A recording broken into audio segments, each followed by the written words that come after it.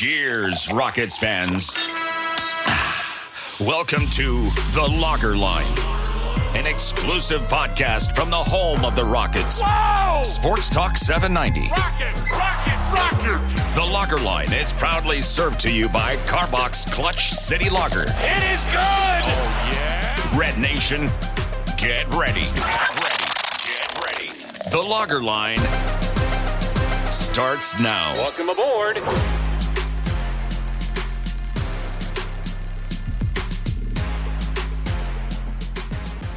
Welcome in to another new episode of The Locker Line, your source for podcast commentary on all things Houston Rockets basketball. As always, this show is served to you courtesy of Clutch City Lager of Carbach Brewing, their exclusive beer developed in collaboration with the Houston Rockets. If you have not already subscribed to this show or left a positive review at your podcast partner of choice, we'd very much appreciate you doing that. We're on Apple, Google, Spotify, and pretty much every major distributor with all the information available in the link tree at our Twitter page or X page, which you can find under the username of simply The Locker Line. Anyway, let's get things started and talk about where the Rockets are at as of this Tuesday, December 5th. I'm your host, Ben Dubose, editor of USA Today's Rockets Wire and contributor to Sports Talk 790, the official flagship radio station of the team. I'm joined by my good friend, co-host, and producer out of Portugal, Paulo Alves. You can follow me on Twitter /X at Ben Dubose and Paulo at Paulo Alves NBA. So Paulo, before we get into specifics, let's start with the topic of the day. This is officially a no soft ass boys podcast, right? Listen, man, I was so shocked that it was made as big of a deal of it as it was. It's everywhere. It's on social media. I mean, the Rockets have gotten more press from this than they've gotten from the fact that they were 6-3 like in the first 9 games of the season. It's unbelievable how it works nowadays. Like the team can play really well after being really shit for 3 seasons, but if LeBron James gets in I'll call it a heated exchange or a warm exchange with your head coach, and you're all over the news, dude. Yeah, absolutely. It's also a reminder of the power of the Lakers ecosystem. When you combine both LeBron with the Lakers, then yeah, it's driven content for 5 years now, and it doesn't seem to have any end in sight with as well as LeBron continues to play, getting close to age 40. Go ahead. I will say, I saw a lot of people talking about, like Ime Udoka has to be better than this. I mean, because he's a coach. Listen, those guys, they're basically peers, right? Like they played together. They're probably about close to the same age. So and they didn't really say anything like that out of the ordinary. It was just, to me, it was a little bit of a nothing, or it was like a nothing thing. Like Udoka used the word that's, it is an insult, and it's not like the biggest insult. And then LeBron said, "Oh, not that word in specific," and then said, "Oh, what you're gonna do?" Like, come on, it was hardly worth a technical. And I'm fairly certain that LeBron did it because he knew Ime already had a tech, and so there was a lot more upside for him than it was for the Rockets. So I appreciate 2 things. First of all, that Ime, stood up for himself and for his team, and Steven South is not doing that. Not to bang on that can again, but listen, that sort of mentality kind of illustrates what Ime Udoka is as a coach, and so I appreciate that. And then I also appreciate that he used that to then go on to the press conference and kind of poke the bear a little bit for the Rockets' own players when he talked about effort and when he talked about, hey, like this is, yes, he did take a dig at the Lakers with the entire, they're not, the toughest playing team, but he used it as a way to motivate his own guys. And I think that's something that's, I know we'll get into how these past 3 games have gone, but I think that's something that the team needs. And he used something that wasn't that great to create something better in the press conference. Yeah, in some ways, it got people talking more about the incident and less about the Rockets losing 6 of their last 8 games to finally fall back below 500 at 8-9 on the season. Look, I'm right there with you. The response to that game, and it was still a talking point at Monday's practice at Toyota Center, the first since. We heard Dylan Brooks saying he thought the refereeing was a whole bunch of nonsense, but he also talked about how he appreciated Ime going to bat for the team. And Certainly it's something that, as you said, Steven Silas, no way in hell he even considers that. But I just think the overall vibe is something that's different from a year ago, because you can tell that in this sudden skid, and a lot of it is scheduling, the loss in LA notwithstanding, they had 2 games, 2 days of rest going in and just played poorly in that one, no excuses.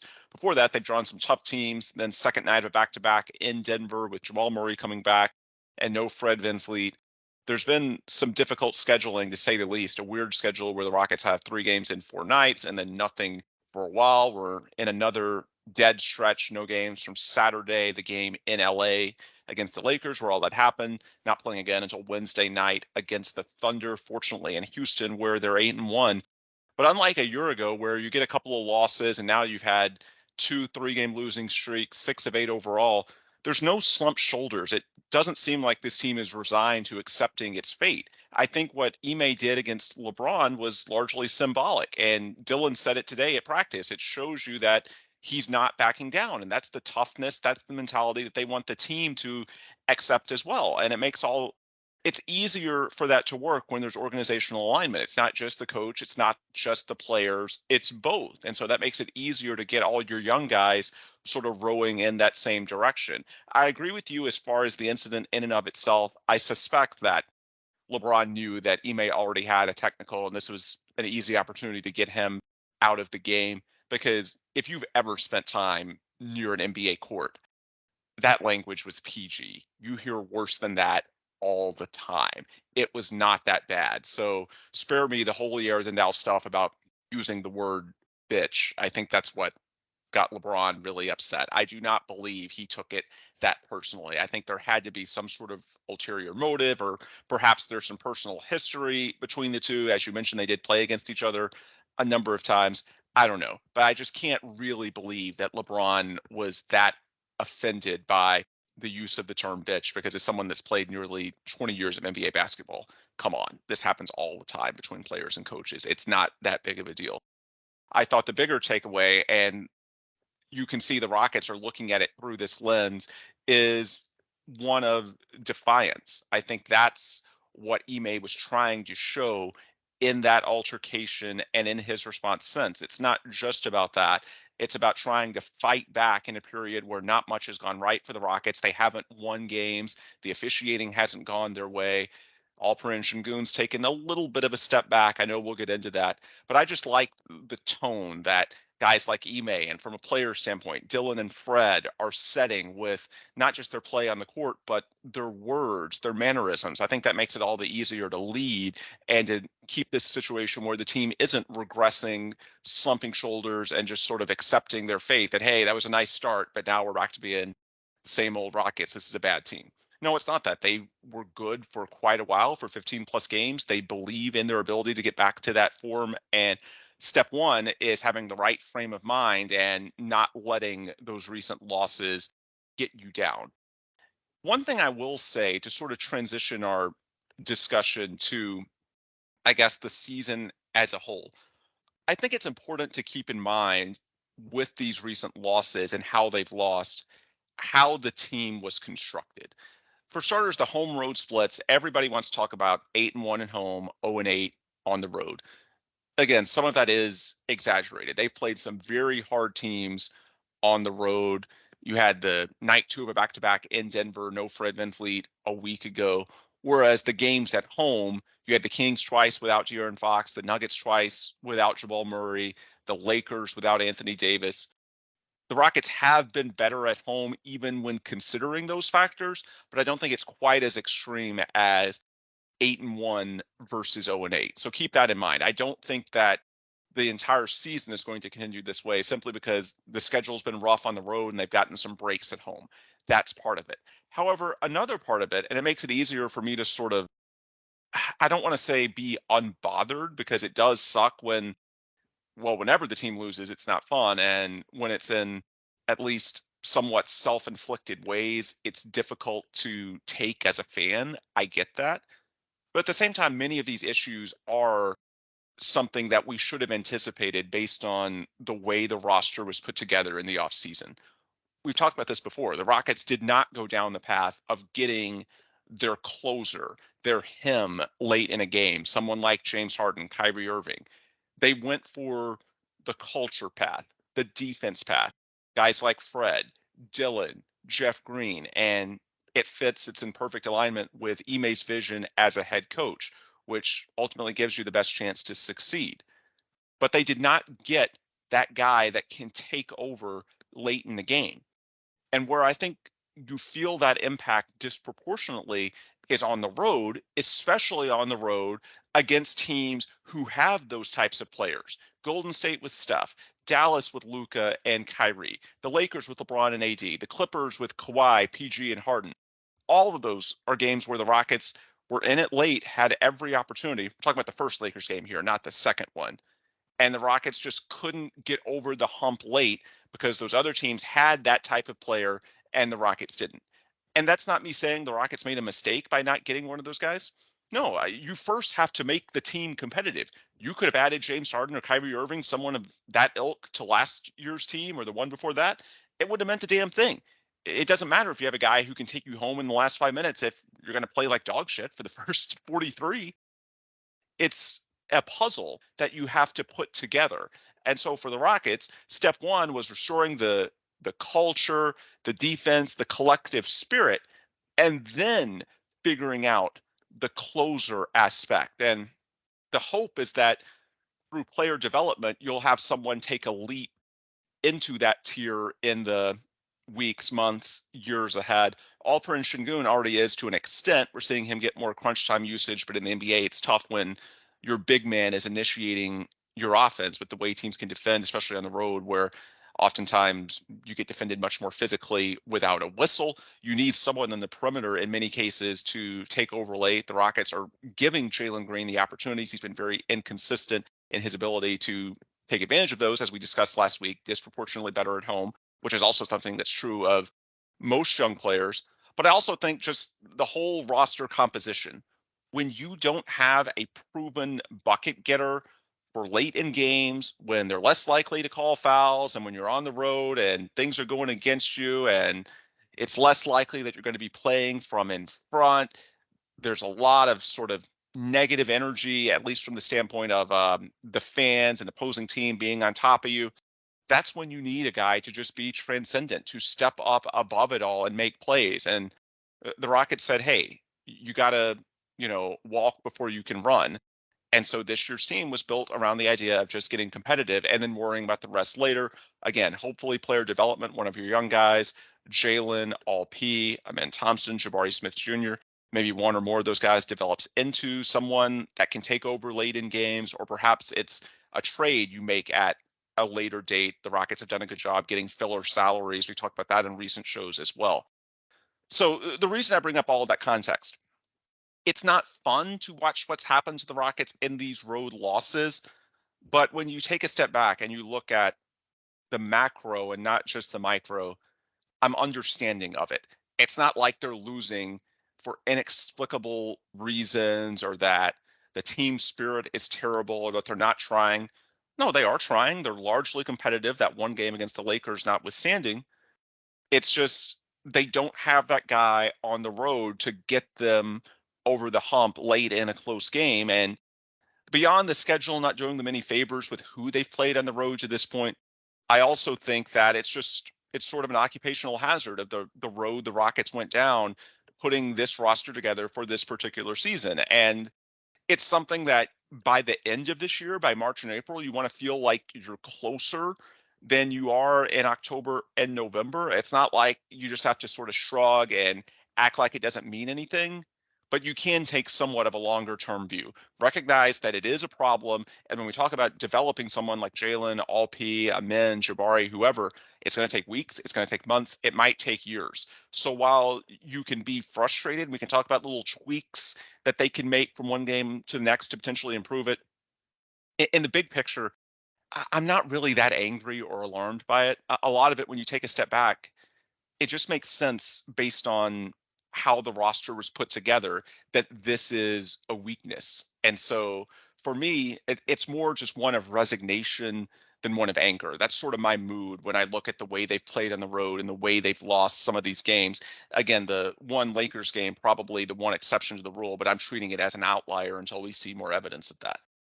By and large, I just think a lot of these issues are correlated with what the Rockets expected going into the year. And it's important to note that because it's not as if they're straying from their blueprint. It's not as if there's anything particularly damning that you should be alarmed about. The issues are real. We're not minimizing them. It's just sort of like these are the issues you expected to have with the way the roster was put together. 30,000 foot view, that's the way I look at it. Paulo, is there anything different that you see in terms of the reason the Rockets are losing these types of games? Yeah, I think that there's various things that I could point to. The first one is expectations, right? 6-3 start, 6-game winning streak, got people thinking, hey, is this higher than a 6 seed? Is this like not a play-in team, like a solidified playoff team? Which was always, and I got into it as well, because if you know me, I like to ride the highs and ride the lows, and I like the roller coaster. It wasn't really that realistic, but we went along with it because it was positive, right? But now that it's on the negative side of, well, now that we're dipping, you also can't overreact. And this wasn't supposed to be a team that just got an outright playoff spot, and they still might be, right? I'm not closing that possibility, but they are 9-10, right? Am I not? Am I mistaken? Am I confusing this with 8-9? 8-9. Okay, I'm confusing it with the Nets. The Nets, I think I've reversed that. Yeah, Rockets have played fewer games than anybody, so yeah, they probably should be 9-10, but for some reason they've only played 17 games. Yeah, because so just a quick thing. So my expectations for the season, or my goals for the season, are for the Texans and for the Rockets are the same. Both teams have picks from someone else and not their own. So my goal for the Rockets is be better than the Nets, and my goal for the Texans is be better than the Browns. So that's why I kind of confuse it with the Nets record, because they're both around the same win percentage. That being said, it's that's not a bad one game below 500 projects to what a 40 wins. Probably not, because we're way too early. I can't do the math right now, but it's above 35 and it's below 42. By the way, I'm looking up the numbers as a whole. So the net rating is 12th, the offensive rating is 20th, the defensive rating is 6th. I mean, those are numbers that you will live with. 12th overall, 6th on defense, 20th on offense. That is a very competent team. By the way, we might need to break up our podcasting schedule. I was thinking about this when I was putting together our outline for today. So our last episode was Thanksgiving weekend, and they had gone 1-3 in their previous 4 games, a winless 3-game road trip, and then looked really good at home against the Grizzlies. Since then, it's 1-3 again, a win at home where they looked really good, beating Nikola Jokic and the defending champion Nuggets with ease for the second time. No Jamal Murray in that game, but still, Rockets defense was suffocating. And then another 0-3 road trip. So we may need to break up our podcast rhythm. It's stunning that, the narratives are sort of exactly the same when it comes to, home versus road, how they play at Toyota Center and away. I guess the one silver lining, the Rockets do have 12 of their next 17 games in Houston. So if you do believe in the splits, then the Rockets are about to have a very long stretch at Toyota Center to potentially take advantage of those. So what you're saying is we can't go like this long without podcasting, because when we do, they have a really good game. So okay, I got it. Yeah, we got to get back to once a week instead of a week and a half. Yeah. Yeah. Which that leads me perfectly into my next point, which is for a young team, especially, it can't help that the Rockets' schedule is absolutely bananas. Like I think they're playing like 3 games in 13 days, which for NBA standards is like that's basically I'll call it soccer for the listeners at home. That's basically a soccer schedule. Right. Like playing 3 games in 2 weeks. That can't help, especially on a team that was basically starting to game steam again before this happened. Big fan of the in-season tournament as a concept, but we've got and I know this isn't all due to the in-season tournament, but it could the last few days without games are because of it, and so it just compiles to just very weird scheduling. Also, we should we should point out that because of this schedule, 7 of your first 19 games will be against either the Nuggets 4 times or the Lakers 3 times. So, if anything, the Rockets might be a bit sort of undervalued based on that because the Nuggets and Lakers should be very good teams. Now, I know the Lakers did not have Anthony Davis for 1 of the 3 games, and the Nuggets didn't have Jamal Murray for 2 of the 4. But come on, even without AD and Jamal, those are still very competent teams. But yeah, because of that, we still haven't gotten a full cross section of data from the Rockets, against the league as a whole. 7 of 19 games against 2 opponents is really, really weird. Yeah, and we've also played the Kings twice, and have we not played the Grizzlies like 3 times at this point? They will What? play the Grizzlies 3 times. Yeah, they play the Grizzlies Oh, once, but yeah, then they have a back-to-back against the Grizzlies coming up in the middle of this month.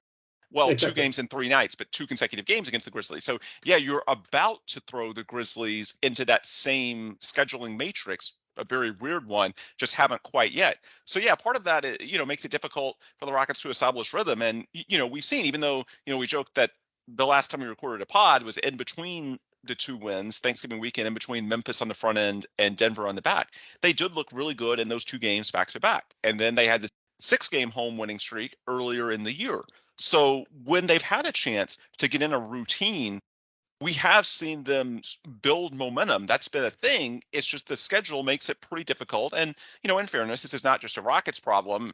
Every team or most teams in the league are going through the same thing, and season tournament plays a big role. But perhaps the Rockets are feeling it a bit more because there's just so many new parts, there's so many young players, and so you can make an argument for sure the Rockets disproportionately feel the effects of something like that because they're still trying to build in a way that a more veteran laden team can sort of adjust on the fly better. Yeah, I will also say that, and this is obviously completely related to why they're struggling.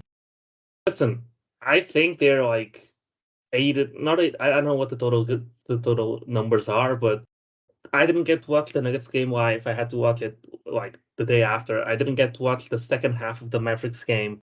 I didn't get to watch. I watched the Lakers game only the second half. But most of the games that we struggle in, I don't get to watch until the end because they're like insanely late. Mostly the West Coast games. Oh yeah. So I'm blaming it completely on that. But on a more serious note, just addressing the last 3 games. Oh, I went back and Um, looked. They played the Warriors twice as well. So there's another one and we there are kryptonite still, which is frustrating because somehow. Klay Thompson is not a good basketball player anymore, except when he plays the Rockets. But the Nuggets game, right? This is basically a scheduled loss. I feel like this needs to be said. Like a third of the 3-game losing streak is a game on the second half of a back-to-back where Jamal Murray comes back, where Michael Porter Jr. is unconscious shooting, where Fred VanVleet's not playing for us, and he's obviously a key cog in our machine. No Jay So Shantate that either. yeah, so that game's like a wash, right? The fact that they made it a game within 10 points, I'll take it. We also saw, based off of that game, a lot of people taking victory laps on Jalen Green, which is, listen, man, I'm as big of a Jalen Green supporter as anybody, as the next guy, and probably bigger than the next guy. But a game where he gets to 26 off of shooting 1 layup and 11 jump shots. Listen, the problem with Jalen is consistency. We've talked about this ad nauseum. A game where he got hot shooting from hot on jump shot is not, the epitome of consistency. A game like a game where he gets to the line and a game where he's getting to the rim consistently, and that's why he's efficient and he's knocking down, 3 threes. That's what consistent. What that's something that you can build upon. A game Yeah. where he gets hot from three is not exactly And it. and in fairness to Jalen, we should note that many of the parallels for him that we've thrown out as upside comps over the years, Donovan Mitchell, Devin Booker, Bradley Beal, Zach LaVine, players of that ilk typically take a little bit longer to develop. So some of this, the Rockets did not do him any favors with the way, well, they didn't do any short-term favors, let's clarify, with the way they put this team together, to get back to what I was saying earlier, in that they're asking Jalen to step up and grab some of these important on-ball creation reps in a way that he wouldn't if they had a James Harden or Kyrie Irving. So because of that, he's going to look a little bit less efficient. So in fairness to Jalen, look, the Rockets are asking him to do a lot, and ultimately they believe, or at least they hope, that the lumps he takes from being given these experiences, some positive but many negative, are going to benefit him in the long run, as opposed to not having that many opportunities at all. Flip side, of course, you can argue that, if he builds his confidence slowly, maybe he has a breakout the way Tyrese Maxey has in Philly this year after playing with James Harden the last couple of years. Time will tell. But in fairness to Jalen, look, some of this is a roster issue. He's being asked to do a lot. It's not like the Rockets have any other perimeter creators that you can reliably ask to get your own shot, especially late in games. So it's important to note that the nature of the role, there are a lot of parallels that take until year 4, year 5, year 6. So just because we're critical of Jalen, it's not like we're out on him. There is still time, even if he's still inconsistent this year. But I do agree with you that the Denver game is not one that I look at as sort of the light bulb coming on, partially because of the shot profile, as you were saying, and also the margin. When Jalen went off in the third quarter and he was incredible, again, a lot of it was long range shots, which are going to be inconsistent from one game to the next. It's not as if he was getting to the free throw line a ton or getting easy shots at the rim. The other part of it, though, is that there was not really much game pressure. The Nuggets were up anywhere between 10 and 20 points. It never felt like the Rockets had any realistic opportunity to win that game. So in those circumstances, there's less pressure on Jalen, but also the opponent isn't fully bought in the way they would be defensively if it's a tight game with 5 minutes left. That's where I really want to see Jalen take over, and the Rockets need it for the reasons we've laid out. And for the most part this season on the road, he has not taken advantage of those opportunities. He's had some late game turnovers, most notably the one he had against Dallas with about 5 minutes left was particularly brutal. He seems to let that get in his head a little bit. We see him not get as aggressive, stay assertive on the road. So again, I don't want to act like that we're saying Jalen can't improve these things. In many ways, I think he has the ideal coach in Ime Udoka to sort of build up his mental toughness. But yeah, that Denver game, while the stat line was great, in terms of what we actually want to see and what the Rockets need to see from Jalen, which is developing into that tough bucket getter, that tip of the spear, especially on the road in a game that's there for the taking, I wouldn't say the Denver game really moved the needle in that direction. That was sort of my takeaway from that. It certainly wasn't a negative for Jalen. I just didn't look at it as necessarily a huge positive either. Yeah, and listen, for Jalen, right? He's becoming maybe as polarizing as KPJ, probably not as much, but for Jalen, he's improving at different facets of the game. He's becoming more well-rounded, and the game isn't exactly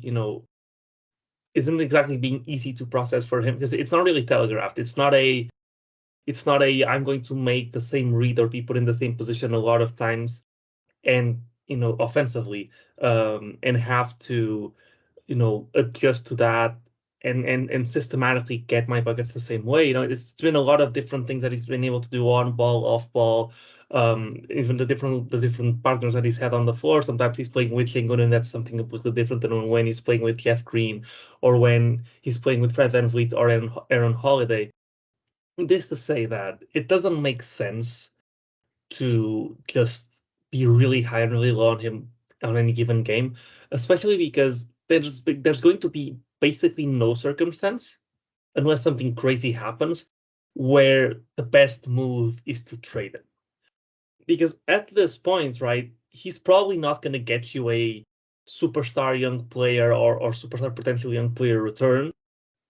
And the Rockets are very much a little bit of playing with house money because of how well they started their season. And unless this goes completely downhill and they're amongst the Spurs of the world, it doesn't make sense to rush anything and make too many changes to your young core, because this is how you want to see players develop. This is the perfect situation for you to see what you have. And so it wasn't the last 3 years where they're playing basketball that doesn't project to be anything at any point. It is now that they're playing, competent basketball, and let's see how these guys fare in this environment. So I think, asking to trade, like, I don't think the Rockets should make, unless a crazy opportunity arises, like a Luka Doncic or something like that.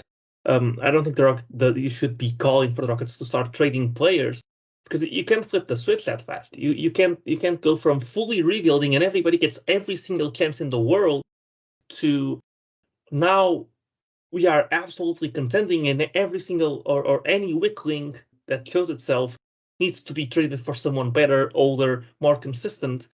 Because if you were to go that way, the only player you'd probably keep is Şengün, because he's the only consistent one. I mean, Tariq has his bad and is better and his worst games because of his decision making. Jalen Green's issues are just exacerbated because he is given a much bigger role and he has got a lot more responsibility. Which leads me to the other thing that I wanted to touch on, that I think you want to touch on as well, which is, while you still want to give Jalen chances, Jabari Smith has been on the rise efficiency-wise, and it's been, it's not a fluky thing like it was in his rookie season. He's been good for a good period of time after a rough start to the season, especially offensively. The mid-range game has been on point for him. And it makes you wonder, at what point do you start setting up some plays for him? Usually for now, he gets those touches when there's a clear mismatch and he gets post position and someone recognizes that it's there and they give the ball to him, and he gets to play get into his mid-range game a little bit. Yeah. At what point do you, with Jalen struggling, and this is probably taking, touches away from Jalen, do you, even in the clutch, like you said, because Jabari has a game that very much translates to clutch basketball, at what point do you start, designing some plays for Jabari to get the ball in these situations? Because, and although it's been climbing down little by little, because it was at 38%, I think 3 or 4 games ago, it is still at 36% from 3. It's still, true shooting wise, it's still pretty good. Yeah, it's over 60. It's really good. When do you start? And over 50% overall. Yeah. At what point do you start trusting him a little bit more? Do you want to see a little bit more consistency for, maybe a longer period of time, maybe when he gets to 30 games? Do you want to let him settle in before you start giving him more responsibility? Because it's kind of a fragile balance with him because of how much of a confidence player he is. So do you want, how would you go about it? Yeah, it's interesting because it comes down to when and how. It's easy to say, give Jabari more shot attempts. Okay, but who are you taking shot attempts and touches from to do that? When in the game are you doing that? It's very easy with young players, and we see this on social media a lot. Oh, just run more offense through him. This guy should get used more. Yeah, great, but to do that, you've got to take away possessions from somebody else, or at least the on-ball component of those. And so there's a very nuanced way to look at it. But I do think it's time for the Rockets to start exploring, because I think the 3 real games since we last recorded show you the limitation of the formula. So the first Denver game, excuse me, that they won at home with ease. Defense was humming. They were switching all over the court. They made it to where the Nuggets could barely throw in anything outside of KCP from 3-point range. Everything was contested. Jokic got his, but they did a good job of making sure nobody else could get in rhythm at all, one exception of KCP. But then offensively, both Jalen and Şengün had it going, and the result was, even against the defending champs with Nikola Jokic in MVP form, the Rockets won with ease. Again, we ignore the second Denver game because that's a schedule loss. No Fred, no Jay Sean. It is what it is. So focusing on 3 games. Nuggets game, that was great. You had both Jalen and Şengün in near peak form. It was at home. All of that adds up to basically a perfect game. The in-between game in Dallas, where they led by 9 late in the third quarter before Luka and Kyrie took over in the fourth. I believe the Mavs had 37 as a team in the fourth quarter. That came down to the Mavs just having more proven perimeter bucket getters. As we were saying earlier, Şengün was good in that game, but Jalen not so much, and especially not down the stretch when he seemed to fade a little bit, especially after that turnover. And then the Lakers game was one in which neither Jalen nor Şengün was able to get going. Şengün 8 of 25, his least efficient game of the year.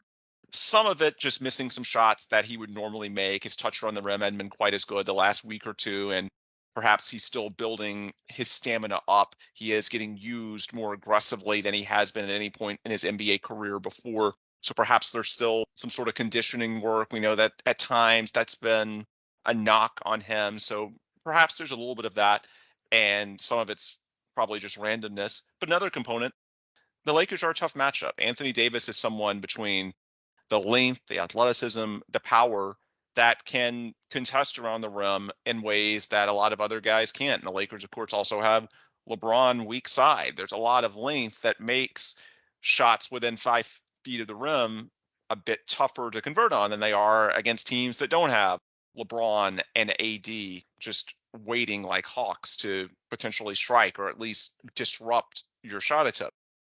So when you look at the 3 games as a whole and try to bring it back to Jabari, the formula is Jalen and Şengün both on. The Rockets are probably going to look great, especially when the defense is on. And there's probably a correlation there as well, because with young guys, if you play well offensively, there's more likely to be 100% buy-in on the defensive end of the court. The vibes are great. When one of the two, and it was Şengün against Dallas, you're close, but you just couldn't quite get over the hump late.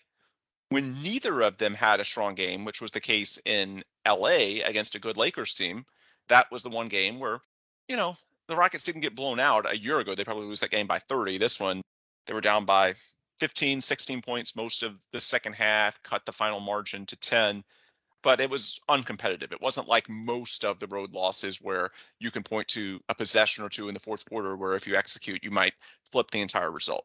This was the one that wasn't competitive. So it just shows you sort of the limitations of the model when it comes to Jalen and Şengün.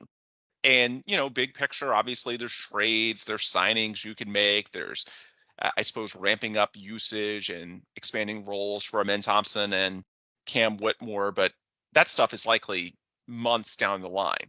In terms of the super micro, the week to week, when you talk about how did they get better this week than last week, and the Rockets have 2 difficult games coming up against the Thunder, who I believe are number 2 in the Western Conference, now 13-6. Chet Holmgren looks great. Hopefully that will motivate Jabari Smith Jr. to show out in that game. And then the Nuggets with Jamal Murray on Friday night. That one in Denver, the Oklahoma City game in Houston. I do think that more usage of Jabari can sort of diversify your offense and perhaps get you less dependent on sort of you go as Jalen and all P go. And if both of them are off, then you have no chance. But again, the question is sort of how you use him more. The big variable for me is actually the return of Amen Thompson, because when Amen comes back, that's going to give you a lot more length. That's going to give you someone that could help you out a lot on the glass. We've seen what his brother has done in Detroit. And I think sort of the low-hanging fruit for getting Jabari more, not just shot attempts, but creation opportunities, is if you can use him as your backup 5 to sort of anchor some of those bench units. But I think one reason that Ime has been inconsistent in his willingness to do that, we know Jabari is not a great rebounder. He's not really a rim protector. His defense has gotten better in recent weeks in terms of moving his feet on the perimeter, but the limited opportunities he's had as a backup 5, he hasn't done much to deter guys at the rim. He's also not particularly strong at this point in his upper body. And so I think the Rockets are worried about leaning too heavily on him at the 5 because of the potential impact to defense and rebounding. But as you scale up Tari Eason's minutes, we know what he can do as a rebounder. And as you get Amen Thompson back and the potential impact that his length and athleticism can make, I don't think it'll be a straight Amen for Aaron Holiday swap. I think Amen will take some of those minutes, but I think it'll sort of be Amen taking a few minutes here and there, certainly from Aaron, probably from Jayshawn Tate a little bit, maybe even some from Jalen Green. And I think they'd like to take Fred VanVleet's minutes down a notch as well. So I think it'll sort of be across the board in terms of where do Amen's 15 to 20 minutes per game come from. Again, he should be back relatively soon. Looks like he's going to go on a rehab assignment this week from the Vipers. And so my guess is that lasts about a week. So maybe a week to 10 days from now is when you're looking at Amen returning to the Rockets. But I just think if you can insert Amen's length and athleticism and thus rebounding and defensive potential into that second unit, that may make it easier for Ime Udoka to say, hey, I'll just roll with Jabari as my backup 5, as opposed to Jeff Green all the time, or we've even seen Jock Landale a few times of late. As much as he's struggled, the Rockets don't want to deviate entirely from him, it seems. But I think if you can get more collective defense and rebounding, then that's going to make it a little bit easier for the Rockets to roll with Jabari at the 5.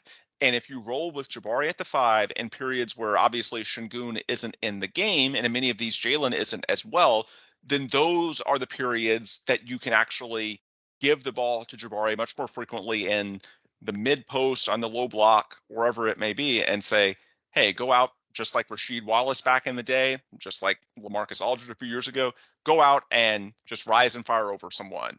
Get some separation and do your turnaround jumper, whatever it may be. We've seen glimpses of that. To me, the key is going to be using Jabari more at the backup 5. That's specific circumstances where you can unlock more of his offense. And perhaps that's how you can give you a bit more creativity, diversity to your offensive attack, and make you less predictable, to the point where, again, right now, it's sort of like the formula to me feels like if Jalen and Şengün are both on, you're probably going to win because of your defense. If one of them's on, it's going to go down to the wire. Hopefully the breaks go your way late.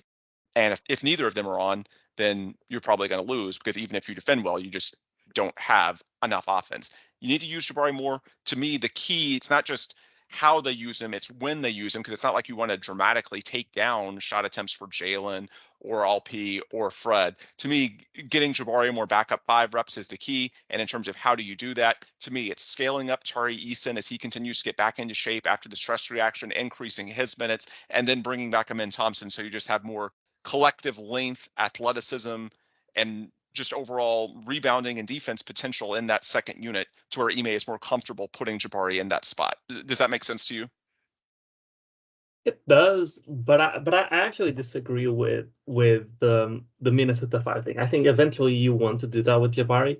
I think that's too heavy of a change defensively, especially for him, and considering what I said earlier about him being a confidence player. Like, I think you want to slowly give him a different role, like a heavier role. I think giving him minutes at the 5 is both tough physically, because he's going to be banging down low with post centers as well. He's going to be, I think it's a more demanding role physically, especially for him, even though he has put on more weight. I think he looks a lot like his shoulders look a lot broader. I'm not sure how his core, like how much stronger he is, but especially because, as I said, it's too. I think it's too big of a change for him, and I think you don't want to lose the progress he's been making, both confidence wise and as I said, since he's a confidence player, how that translates on the court. What I would do, and the wildest thing I would do, is actually I'd give him. I'd be interested to see, especially now that teams play, there's basically no big power forwards in the league anymore. It's mostly PJ Tucker, Jay Crowder types. I would be interested to see how teams would defend a Jabari Smith, Alperen Şengün pick and roll. He has gotten better. Like the biggest improvement Jabari has made since he came into the league has been his driving game, and I think he's legitimately good at extending and finishing past guys. Even though he's not the quickest, he's quick for his position, and he's really lengthy. And I think his bounce has gotten better as well. He's not as flat-footed as he used to be. I wonder how that would go, because I would guess that he could force either a good amount of switches that Alperen Şengün can easily punish, or he forced a good amount of people going under and daring him to shoot, because I think that basically the default reaction to the Rockets pick and roll, even though we're shooting, I think 35 or 36% on the season from 3, I wonder how that would go. And that's something that you can slowly implement. And let's give him 2 possessions of this a game. Let's give him 5 possessions with this game if it keeps going well.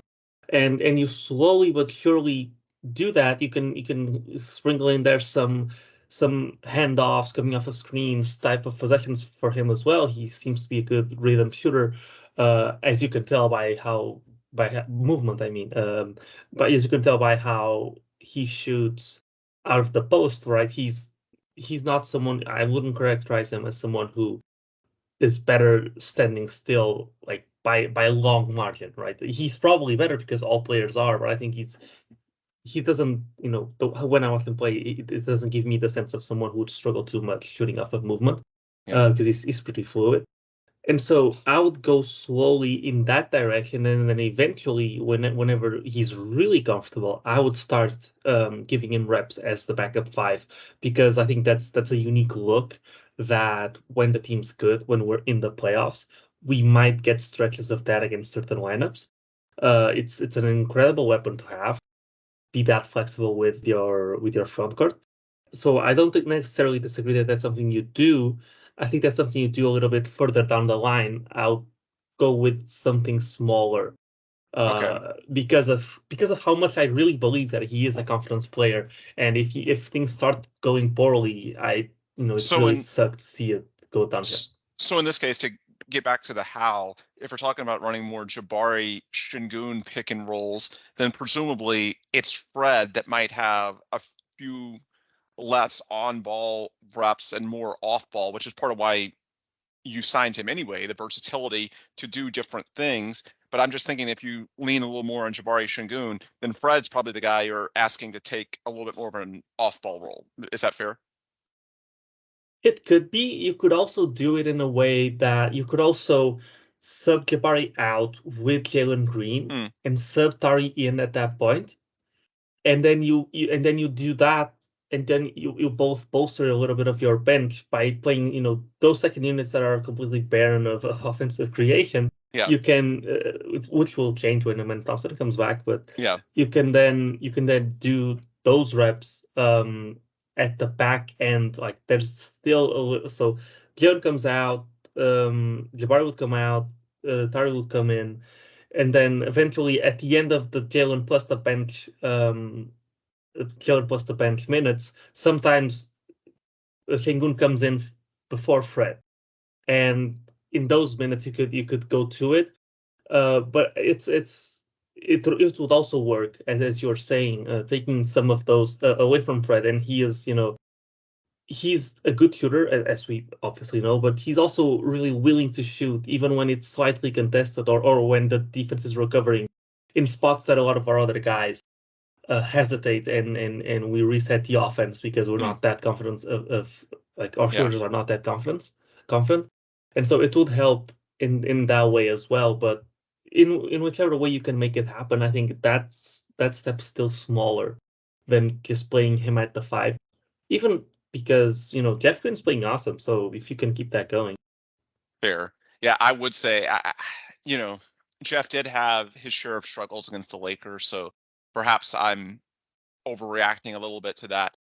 The one pushback I will say, you're right in Jabari being a confidence player, but at some point you do want to break him of that. You want to get him to a point in which he doesn't just sort of, I don't want to say check out, but maybe fade a bit when things aren't going his way. And of course, a lot of this is normal with young players, but there's just a very delicate balance because, yeah, you're right that that's been true of his career to this point. And so if we're talking about bringing the best version out of him, then in the very short term, in terms of what you do in the next game, then yeah, that's probably the way to do it. But then there's also a macro component where you want to break some of those habits and get him to where he's not as variable from one game to the next based on confidence. You want to get him to the point where he's always feeling confident, or at least feels that he can break out of a down stretch. That's really the key, I think. And, some of the same can be said for his overall shot attempts. I know some will argue, look, he's efficient because of how he's being used, because they're limiting his shot diet. That's why he has these amazing splits of 50% plus overall, 36% from three, 60% plus in terms of his true shooting percentage. Well, yeah, that's great, but the Rockets, even if he ticks down a little bit in some of those categories, there's more value if you can put up numbers at volume and take some of the all important creation reps. That's what's so important to the Rockets and any team that's trying to build a contender. So there is a delicate balance here. You're right in that sort of maintaining the confidence is important, but you also want to eventually make it to where he's always confident and to where that's not such a big deal. But your argument as far as doing this first and then transitioning the backup five, that's valid because there are multiple ways you can go about it. You can tackle one first and then the other later. It's not as if you have to do everything at once. So, all right, last topic I want to get to before we wind down for today's show. Again, hopefully some of the Amen variables will come into focus in the next few games because it means he's forcing his way back into the lineup. And the Rockets, again, they went into this season expecting him to play a key role. Even though he's a rookie, he's almost 21 years old. He's very advanced in terms of his processing, his defense, that type of athleticism, which is already as good as it gets in the NBA, can make an impact. And I would love it if he can return next week because after these two games against the Thunder and the Nuggets, the schedule actually does get pretty easy for 3 games, with one against the Spurs at home and then the aforementioned home and home against Memphis. They will not have John Morant in either of those games. So go ahead. I don't know if I'd call a game where we play 5 versus 8 against the Spurs an easy game. Yeah, but the NBA owes us one. Well, they owe us several. So hopefully in Houston is an opportunity for the Rockets to get a whistle if they did not get in San Antonio at the end of October. Still pissed about that. That was a ridiculous way for the Rockets to lose. One of the worst officiated games I've seen in quite some time. Well, worst officiated NBA games. It does not even come close to touching Texans Jaguars, which was just a travesty, an absolute travesty, to the point where yesterday, against the Broncos, the Texans had a touchdown taken away by incompetent officiating, the forward progress ruling. And yet, even with the touchdown taken away in a game that the Rockets were, or the Texans, were a few yards from losing, it somehow felt okay because it was not nearly as awful officiating wise as the Jaguars game before it. So hopefully not just the Rockets, but the entire city of Houston is due for some positive officiating for a change. But yeah, to circle back to Amen, if he can get back at some point next week, that'd be great because you can sort of let him ramp up in an easier stretch of the schedule to where, you can let him get some confidence. He's barely played this year. Again, he was only 3.5 games into his rookie season before he suffered that ankle sprain. So hopefully he can take advantage of that weaker stretch of the schedule. But I've sort of gone all over the map on Amen. I talked earlier about, I think his minutes, the 15 to 20 he'll play, at least initially, will come from a few guys, not one. But when he first went out, I made the case that the Rockets wouldn't miss him too much in terms of winning because Aaron Holiday, as a proven veteran, wouldn't be much of a downgrade. And he hasn't been. Unlike a rookie, Aaron Holiday knows how to win. He's been there, done that. And so even if he's smaller, just between the ball handling, the reliable defense at the point of attack, and the 3-point shooting, it's not like it stationed Knicks. I guess that's the best way I would put it. It's not like you took a huge step back. However, the more games that the Rockets have played and the more we get to know this team, which we're still learning, given how many new parts there were added in the offseason, I do see a pretty clear role for Amen. We talked about defensively what his length and athleticism can do in terms of switching, rebounding, energy, what it takes to play the scheme, switch heavy that Ime Udoka wants to play. But offensively, there's just not a lot of upside when it comes to perimeter creators. It's not like when Jalen has a bad game that you can reasonably ask Fred or Dylan or Aaron Holiday to take on a much larger role. That's part of why the Rockets sort of go as Jalen Green goes, if we've been discussing. There's just not much else they can do offensively when it comes to, if Jalen's doesn't have it going one night, then what else can you really do? And Şengün's been great, but again, there's just certain times that you need an athletic guy on the perimeter to go out and make a play. I'm not expecting Amen to do that on an every night basis. That's ridiculous for a rookie. But one thing that you do see, even in year one, from highly talented rookies, they will have their nights.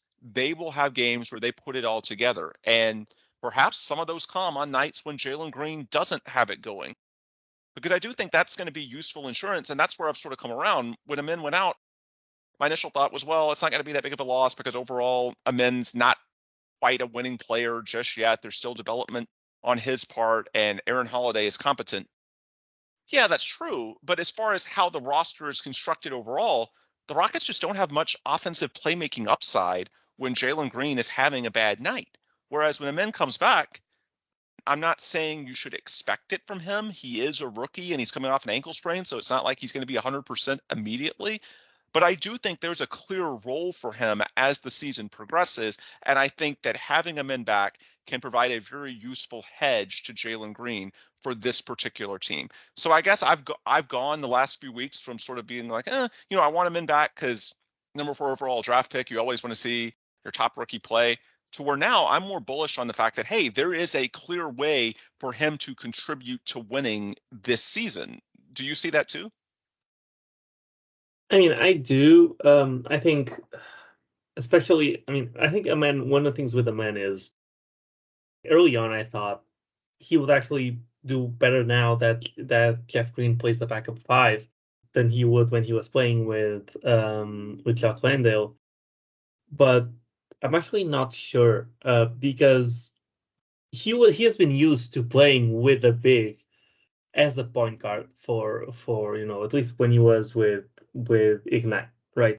Mm-hmm. It's not the same as Jalen, where or not Jalen, Ignite, but overtime. Yeah, overtime. Yeah, it's not the same as Jalen, where Jalen's a shooting guard, right? He could run some pick and roll, but if you gave him an ISO, that's his bread and butter, and that's the entire don't. He doesn't need a screen discussion from last pod.